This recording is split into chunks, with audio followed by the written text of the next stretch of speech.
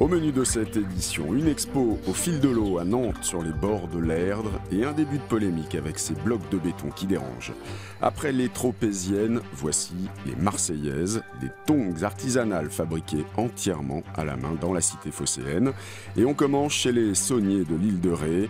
Le beau temps et la chaleur de juin ont accéléré la récolte du sel, signe annonciateur d'une belle saison, espèrent les producteurs, après une année 2016 difficile. C'est un vieux proverbe rhété. Pour qu'un saunier soit content, il lui faut du soleil et du vent. Et à en juger par le nombre de monticules blancs dans les marais salants, le bonheur est au rendez-vous pour les 66 producteurs de sel sur l'île de Ré.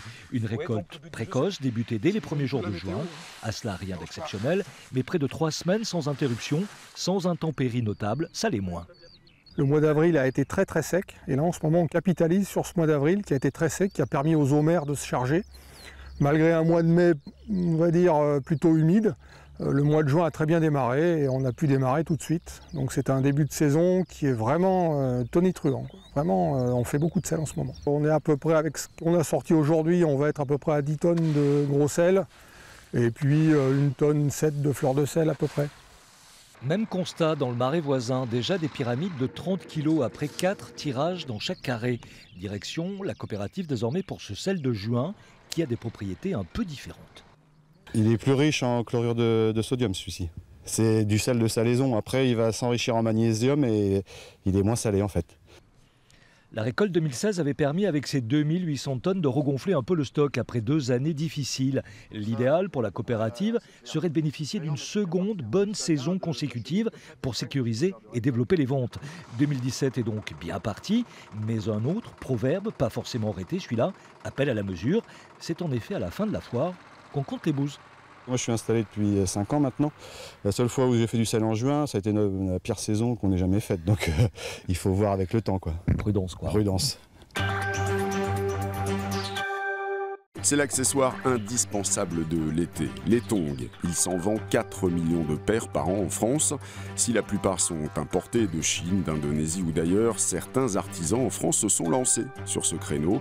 C'est le cas des Marseillaises, entièrement fabriquées à la main dans la cité phocéenne, bien sûr. Sa machine à coudre l'accompagne depuis toujours. 25 ans que l'artisan bottier crée ses propres sandales. Et puis de fil en aiguille, un jour, un éducateur sportif frappe à la porte de son atelier. Johan Sylvie, passionné de football, il délaisse les crampons pour se consacrer à la tongue. L'été à Marseille, on n'a pas de chaussures, on a quoi? On a la bouillabaisse, enfin, voilà, on a des choses, mais on n'avait pas nos chaussures. Les espadrilles, c'est les Pays Basques, souvent on a trouvé aussi des sabots. Et nous qui jouons à la pétanque, qui sommes souvent au bord d'une terrasse, je me dis pourquoi on n'aurait pas nos chaussures? Et là j'ai pensé plutôt aux tongs, voilà, donc à des tongs marseillaises. Rose poudrée, bleu pétrole, argentée, la tongue de ses rêves est fine, colorée, tout en cuir. Le cordonnier dessine les prototypes et assure la fabrication 100% marseillaise. C'est facile à fabriquer des tongs, c'est juste plein de petites opérations, les unes derrière les autres. C'est un cuir qui est pas tanné au chrome, comme beaucoup de cuirs.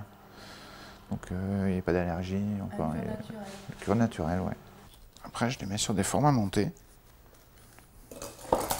comme des chaussures. De la colle, néoprène.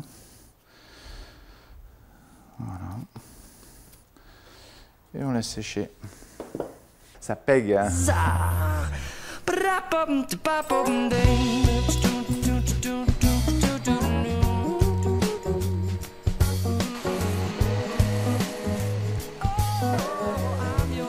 Depuis, les deux hommes travaillent main dans la main pour chausser les Marseillaises, des Marseillaises qui n'ont vraiment rien à envier aux tropéziennes.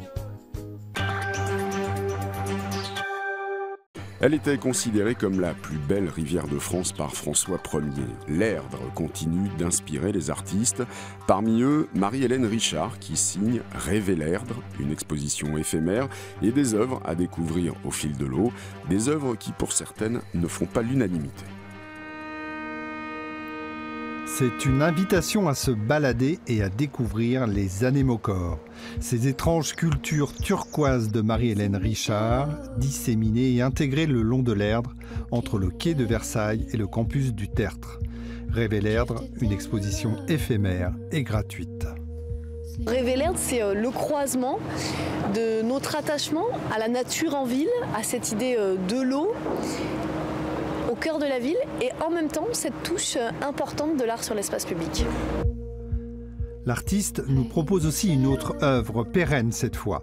Une installation de 21 blocs de béton sur la coulée verte du campus du Tertre. Un projet à 20 000 € financé intégralement par l'université. Créer quelque chose à l'échelle du paysage aussi là-bas, dans cette grande prairie du Tertre, avec un vrai usage d'assises, demandait quand même un matériau approprié. Et je pense que le béton, avec sa minéralité, une fois qu'il a été fabriqué et installé, il est inerte, il va juste se patiner comme une pierre. C'est un point de vue. Moi, je trouve que j'ai fait le bon choix de matériaux. Seulement voilà, Rêve-et-Lerdre est devenu un cauchemar pour certains totalement opposés à la pose de blocs de béton. Une pétition a récolté 335 signatures. C'est un côté très pragmatique et pratique. Nous voulions une œuvre pérenne et une œuvre qui puisse tenir dans le temps pour que les étudiants puissent en profiter dans de bonnes conditions, dans 1 an, dans 2 ans, dans 10 ans.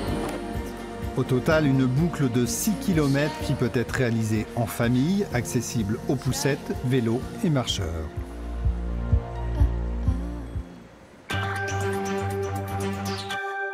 Rencontre pour terminer avec Jean-Luc Elie. Il a été pendant longtemps médecin hospitalier, mais aussi, depuis 40 ans, il est photographe animalier.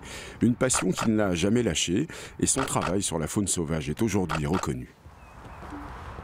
Il faut marcher discrètement comme un soldat en mission, matériel et appareil sur le dos. Il faut surtout repérer le bon endroit pour se mettre à l'affût. Ici, il ne s'agit pas de tendre un piège ou une embuscade, mais de se confondre avec la nature pour mieux la photographier. En fait, il ne faut pas être vu. J'en vois un. Il ne faut pas être entendu et il ne faut pas être senti. Et ensuite, j'ai utilisé un système d'insonorisation de l'appareil pour éviter que le déclic ne soit perceptible par l'animal sauvage. C'est extraordinaire. Après des décennies de photographie animalière, la passion est intacte pour cet ancien médecin. De l'ours de l'Alaska au lapin de Garenne qui vit à quelques centaines de mètres de l'A31, le même amour pour la faune sauvage se retrouve dans les images. Le musée Aquarium de Nancy exposera en 2018 une vingtaine de photographies grand format de Jean-Luc Elie. Un travail mené sur une période de 10 ans sur la faune sauvage nord-américaine.